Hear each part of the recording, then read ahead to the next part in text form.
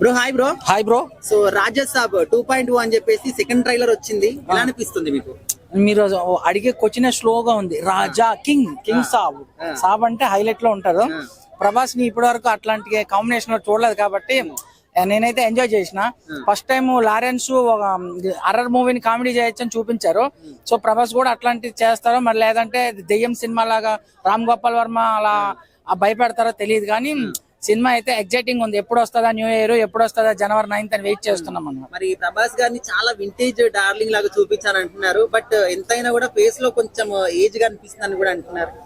అని ఏజ్ కనిపిస్తే దానికి ఏముంది, మేకప్ వేసుకుంటారు. ఏజ్ అయినప్పుడు ఏజ్ కనిపిస్తుంది కదా కామన్ గా. అట్లయితే చాలా మంది ఉంటారు ఏజ్ గ్యాప్.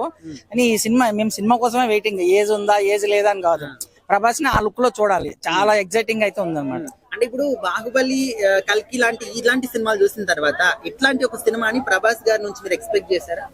నేనైతే ఎక్స్పెక్ట్ చేయలేదు, కానీ ఆయన అయితే ఎట్లా చూపిస్తున్నారు ఈ రోల్ లో. మరి ఇంకా ఎట్లా ఉంటుందో తెలియదు. ఆల్మోస్ట్ హిట్ అయ్యే ఛాన్స్ ఉంటది, ఎందుకంటే సంక్రాంతికి వచ్చే ఏ మూవీ అయినా సూపర్ ఉంటది. సంక్రాంతికి వచ్చిన ఎలాంటి మూవీ అయినా ఆడుతుంది అనమాట.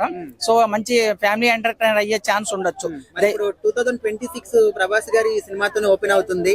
మరి త్రూ అవుట్ ఇయర్ అంతా కూడా గుర్తు పెట్టుకునే విధంగా ప్రభాస్ గారు ఇంపాక్ట్ క్రియేట్ చేస్తారా?